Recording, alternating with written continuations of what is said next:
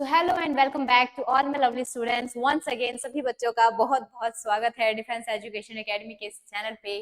तो दोबारा से स्टार्ट करते हैं आज की हमारी एक बहुत ही बेस्ट एंड सुपर क्लास को। ओके, तो स्टार्ट किया था मेंस्ट्रुएशन के थोड़े से कॉन्सेप्ट्स के बारे में। हमने first of all 2D shapes के बारे में अंडरस्टैंड किया था, देन हमने 2D शेप्स के क्वेश्चंस किए थे। आज हम 3D शेप्स की अंडरस्टैंडिंग करेंगे कि यस 3D शेप्स क्या होती हैं एंड किस तरीके से हम उनके बारे में सारी चीजों को जानते हैं, क्या क्या उनमें हमें चीजें ध्यान रखनी होती है, क्यों 2D से अलग है 3D, क्या उसमें खासियत है। ज्यादा कुछ फर्क नहीं है। अगर मैं 2D की बात करूं वहां पे 2 डायमेंशंस की हम बात करते हैं, लेंथ और ब्रेथ की, बट 3D में हम 3 डायमेंशंस की बात करते हैं, length, breadth and height. Okay, किसी भी चीज में जब हाइट इंक्लूड हो जाती है कि यस वो एक्चुअली में चारों तरफ से देखने में कैसा दिखता है, जब उस कॉन्सेप्ट की हम बात करते हैं, that will consider in 3D dimensions. Okay, so आज हम स्टार्ट करते हैं 3D शेप्स के बारे में। हेडिंग भी देख पा रहे होंगे आप, अंडरस्टैंडिंग 3D शेप्स क्या होती हैं। So first of all start करते हैं। 3 dimensional shapes are object with depth, width and height, जिसकी डेप्थ होती है, विड्थ होती है और एक हाइट होती है। अनलाइक 2 डायमेंशनल शेप्स, जो कि 2 डायमेंशनल शेप्स में नहीं होती है। ओके, मींस डेप्थ नहीं होती, बाकी दोनों चीजें तो होती ही होती है। Which only have length and width, 3D shapes extend into the third dimension, offering a more comprehensive and realistic representation of forms। मतलब हमें कोई चीज और ज्यादा रियलिस्टिक दिखती है कि यस एक्चुअली में हम उसको फील कर पाते हैं कि yes how it will look if we really see those things in our real life. So वो सारी चीजें हमें वहां पे समझने को देखने को मिलती है। लाइक बेस्ट एग्जांपल, ये मेरे हाथ में पेन है, I can feel it, yes ये कितना लंबा है, ये कितना पतला है, या ये कितनी इसकी हाइट कितनी है, ये कितना, मीन्स सारी चीजें इसकी मैं डिटेलिंग में जान सकती हूँ बिकॉज मैं इसको चारों तरफ से देख सकती हूँ। सो इसी को हम क्या बोलते हैं, 3D या 3 डायमेंशंस में हम इसको कंसीडर करते हैं। सो इसी के रिगार्डिंग कुछ हमारे पास शेप्स हैं। आज उन शेप्स के ऊपर हम बात करेंगे सो दैट कि हम उनके क्वेश्चंस के ऊपर भी बात कर सके। तो स्टार्ट करते हैं। सबसे पहले क्या है हमारे पास, क्यूब। क्यूब क्या होता है, इसमें थोड़ा सा आपको अजीब सा दिख रहा होगा, बट क्यूब अगर मैं रेफर करूं तो एक स्क्वायर की तरह ही होता है, बट इसमें एक हाइट हमें मिल जाती है। ओके, तो क्यूब की definition, a cube is a solid shape with 6 equal square faces. जो क्यूब होता है वो बिल्कुल स्क्वायर जैसा होता है, उसकी 6 फेसेस होते हैं स्क्वायर की तरह। हर एक बच्चे ने अमूमन क्यूब से खेला होगा, जिसमें कलर्स होते हैं रेड, ब्लू, ग्रीन, येलो, हम उसको मैच करते हैं, एक फेस पे पूरा एक कलर करने की कोशिश करते हैं, ऑब्वियसली बात है। एंड शायद सभी बच्चों ने उससे खेला भी होगा। तो उसे हम क्या कंसिडर करते हैं, क्यूब। ठीक है, 6 फेसेस होते हैं उसकी। ओके, यहाँ पे उसकी कुछ प्रॉपर्टीज दी हुई है। 12 एजेस, एजेस हम किसे बोलते हैं, जो ये लाइंस होती हैं, जो ये लाइंस होती हैं, ये टोटल कितनी होती है, 12। ठीक है, 4 ऊपर, 4 नीचे और 4 साइड में, ये 1, ये 2, ये 3 और ये पीछे वाली 4, ऊपर 4, साइड में 4 और नीचे 4, टोटल 12 एजेस होती हैं। ठीक है, एंड 8 वर्टिक्स, वर्टिक्स इन कोनों को बोलते हैं। 4 कोने ऊपर होते हैं और 4 कोने नीचे होते हैं, उन्हें हम क्या बोलते हैं, वर्टिक्स बोलते हैं। ठीक है, जहां पे 2 एजेस मीट करती हैं या मैं कहूं मिलती हैं, that we will consider as vertex. Okay, and all angles are right angles. जो हमने स्क्वायर में भी ये चीज पढ़ी थी कि ये स्क्वायर के सारे जो एंगल्स होते हैं वो 90 डिग्री के होते हैं। सेम क्यूब भी स्क्वायर का ही मींस 3D वर्जन कह सकते हैं, 3D वर्जन है, तो इसके भी जो सारे एंगल्स होते हैं वो 90 डिग्री के होते हैं। ठीक है, ये हमारे पास उसकी क्या है, एक आउटगोइंग फिगर है। नेक्स्ट फिगर की तरफ बढ़ते हैं। रेक्टेंगुलर प्रिज्म, जिसे हम क्यूबॉइड भी बोलते हैं, रेक्टेंगुलर प्रिज्म जिसको हम क्यूबॉइड के नाम से बहुत अच्छे से जानते हैं। ठीक है, और क्यूबॉइड को भी हम एज अ कंसीडर करते हैं रेक्टेंगल। ठीक है, रेक्टेंगल की तरह कंसीडर करते हैं, but it has also its own height, उसकी एक हाइट आ जाती है, that's why it consider as a 3D shape. Okay, so definition क्या है, also known as cuboid, it has rectangular faces. इसके जो फेसेस होते हैं, फेसेस हम किसे बोलते हैं, ये जो आप पूरा देख रहे हैं ये क्या है, ये फेसेस हैं। ठीक है, ये सब क्या है, इसके फेसेस हैं, इनको हम क्या बोलते हैं, फेसेस बोलते हैं। ठीक है, 6 फेसेस होते हैं, क्यूब में भी क्यूबॉइड में भी, दोनों में 6 फेसेस होते हैं। ओके, एंड 12 एजेस इसकी भी होती हैं, 8 वर्टिक्स इसके भी होते हैं। ठीक है, next sphere. Sphere like a circle, but circle को हम 2D शेप्स में पढ़ते हैं, 3D शेप्स में हम उसको एज अ स्फीयर पढ़ते हैं। स्फीयर मींस एक बॉल। ठीक है, आपने बॉल देखी होगी, it will consider as a sphere, उसको हम स्फीयर बोलते हैं। ठीक है, इसके डेफिनेशन क्या है, a perfect round geometrical object in 3D shapes like a ball, जो कि एक बॉल की तरह दिखता है, this is called sphere. Okay, and इसकी प्रॉपर्टीज क्या है, इसकी कोई एजेस नहीं, आप कहीं पे भी कोना देख पा रहे हैं, कहीं पे भी कोना नहीं है। ठीक है, जो पूरा सरफेस है वो सब एक सेंटर पॉइंट से इक्वली डिस्टेंस पे डिस्ट्रीब्यूट हुआ है। ओके, मींस अगर इसका मैं कोई भी एक सेंटर पॉइंट कर दूं तो वहां से सारी बॉल का जो डिस्टेंस होगा वो इक्वल ही होगा। ओके, तो ये क्या है हमारा शेप स्फीयर। रेदर देन इनके बारे में अभी हम थोड़ा थोड़ा पढ़ रहे हैं, इनकी प्रॉपर्टीज के बारे में जान रहे हैं, हम शेप्स के बारे में जान रहे हैं कि 2D शेप्स क्या होती हैं, 3D शेप्स क्या होती हैं। After that we will discuss on their formulas, इनके फॉर्मूलाज के ऊपर भी हम बात करेंगे, बिकॉज 2D शेप्स के फॉर्मूलाज इतने टफ नहीं है, या मैं कहूँ उसमें कोई इतनी मुश्किलात वाली बात भी नहीं थी, हमने क्वेश्चंस किए थे बहुत इजीली, हमने प्रैक्टिस किए थे, परफॉर्म भी कर लिए थे। बट 3D शेप्स के जो फॉर्मूला होते हैं वो थोड़े से एडवांस होते हैं, तो हम थोड़ा सा वहां पे हल्का सा मीन्स कहूँ तो हिचकिचाते हैं कि यस होगा नहीं होगा, और इतने सारे फॉर्मूला हो जाते हैं कि पूरे दिमाग में खिचड़ी पक जाती है कि ये याद करूं, ये वॉल्यूम था, ये सरफेस एरिया था, ये लेटरल सरफेस एरिया था, तो बहुत सारी चीजें होती हैं। सो हमारी जो नेक्स्ट क्लास होगी वो टोटली इनके फॉर्मूलाज पे होगी, तो इस चीज के लिए आप घबराइएगा नहीं।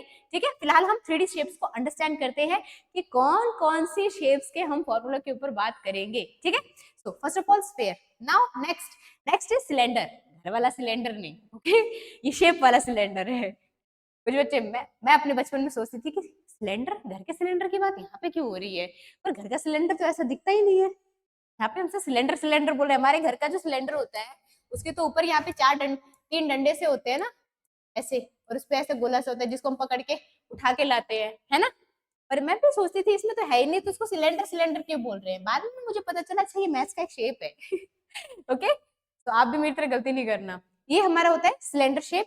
Cylinder shape, a solid with two parallel circular base connected by a curved surface। ठीक है, एक डेफिनेशन यहाँ पे दी है कि जो हमारे पास सिलेंडर होता है, एक तो इसकी ये जो लाइंस होती है वो आपस में क्या होती है, पैरेलल होती है, एंड बॉटम में और टॉप में दोनों जगह हमारे पास एक सर्कल होता है। ठीक है, एक सर्कुलर हमारे पास क्या होता है, कनेक्टिविटी होती है, सर्कल कर्व शेप हमारे पास होता है। और अगर मैं इस टॉप को हटा दूं और बॉटम को हटा दूं और इस शीट को ओपन खोल लूं तो ये किस में कन्वर्ट हो जाएगा, एक रेक्टेंगुलर शेप में कन्वर्ट हो जाएगा। ठीक है, that we will consider as cylinder. इसकी प्रॉपर्टीज क्या है, इसकी 2 एजेस होती हैं एट द बेसिस, मतलब बेस पे इसकी 2 एजेस होती हैं। ठीक है, एंड नो वर्टेक्स, इसकी कोई वर्टेक्स नहीं होती है। ठीक है, इसकी कोई भी वर्टेक्स नहीं होती है। ठीक है, नेक्स्ट कोन, तो देख के तो बर्थडे की टोपी सी याद आ रही है ना। ठीक है, कोन, कोन भी हमने बहुत अच्छे से पढ़ा भी होगा, बहुत सारे लोगों ने कोन वाली आइसक्रीम भी खाई होगी, बहुत अच्छे से उसके बारे में देखा भी होगा। ठीक है, सो कोन हमारे पास ये भी एक 3D शेप है। ठीक है, अ shape with a circular base, एक ऐसी शेप जिसका जो बेस है वो कैसा है, सर्कुलर है, जिसका बेस कैसा है, सर्कुलर है। ठीक है, tapping to a point tall apex, यहाँ पे एक पूरी पॉइंट से ये कनेक्ट हो रखा है। इसकी प्रॉपर्टीज क्या, इसका एक वर्टेक्स होता है जो कि यहाँ पे मैंने ऑलरेडी दिखा दिया, और एक एज होती है ये सर्कुलर बेस पे, इसकी एक एज होती है। ठीक है, ये इसकी एज होती है। ठीक है, इनके भी अपने अपने पर्टिकुलर फॉर्मूलाज होते हैं। ठीक है, जहां जहां पे आपको सर्कल देखने को मिल रहा है जिस जिस शेप में, लाइक सिलेंडर हो गया, कोन हो गया, ठीक है, स्फीयर हो गया, इन सभी जगह पे आपको सर्कल का फॉर्मूला यूज करना पड़ेगा। ठीक है, मीन्स कहीं ना कहीं वो फॉर्मूला हम यूज करेंगे, कहीं ना कहीं क्या फॉर्मूला में होता ही है, सर्कल है तो सर्कल का एरिया सर्कमफ्रेंस तो कहीं ना कहीं तो यूज होगा ही होगा। ओके, सो ये चीजों को थोड़ा सा कनेक्ट करते हुए चलेंगे। ठीक है, इन सारी चीजों को थोड़ा कनेक्ट करते हुए चलेंगे सो दैट कि हमारे लिए इजी हो फॉर्मूलाज को अंडरस्टैंड करना। ठीक है, फिलहाल हम शेप्स के रिगार्डिंग ही डिस्कस करते हैं, क्या शेप्स होती हैं, कैसे उसके ऊपर हम बात करते हैं। तो ये है हमारा कोन, जिसमें एक वर्टेक्स होता है, एक एज होती है बेस में। ठीक है, यहाँ बेस में इसकी एक एज होती है। Okay, next pyramid. पिरामिड क्या होता है, a solid shape with a polygon base and triangular faces that converge at a point. ठीक है, एक पॉइंट से जो अटैच्ड होता है। ठीक है, और अगर एक प्रिज्म देखा जाए, जो इसका बॉटम होता है वो एक रेक्टेंगल शेप का होता है, एक ऐसा रेक्टेंगल शेप का होता है, यहाँ से खड़ी होती है, यहाँ से खड़ी होती है, यहाँ से, ठीक है, ये चारों तरफ से क्या होता है, खड़ा होता है, ये प्रिज्म बनता है, ठीक है, ठीक है। और जो बेस होता है वो कैसा होता है, रेक्टेंगल शेप का होता है, जो बेस होता है वो कैसा होता है, रेक्टेंगल शेप का होता है। प्रॉपर्टीज क्या है इसकी, number of edges and vertex depend on the base, base के ऊपर डिपेंड करता है कितने इसके वर्टेक्स होंगे और कितने इसकी एजेस होंगी। Common types include triangular and square pyramids, ठीक है, नीचे वाला स्क्वायर होता है और ये ट्रायंगुलर शेप्स में होती है, ठीक है, ये ट्रायंगुलर शेप्स में होती है, ओके। ये सारी चीजें, थोड़ा सा इसका अपना पिरामिड के रिगार्डिंग अभी क्वेश्चंस नहीं पूछे जाते हैं, जिस लेवल पे आप लोग करेंगे या जिस एग्जाम के लिए हम फाइट कर रहे हैं वहां पे पिरामिड के रिगार्डिंग अभी कोई क्वेश्चन नहीं पूछे जाते हैं। बेसिकली जो हमने पहले के 3D शेप्स पढ़े, जो इससे पहले के जो शेप्स हमने देखे, उन्हीं के ऊपर हमसे मैक्सिमम क्वेश्चंस पूछे जाते हैं, ठीक है। इसके अलावा एक हेमिस्फेयर होता है, जो स्फेयर होता है उसका हाफ जब हम कर देते हैं, आधा बांट देते हैं उसको हेमिस्फेयर बोलते हैं, ठीक है। ये था हमारा पिरामिड। अब कुछ की कॉन्सेप्ट्स होती हैं 3D शेप्स की, volume, surface area, Euler's formula, ठीक है, ये सारी चीजें हम थोड़ा सा जानते हैं।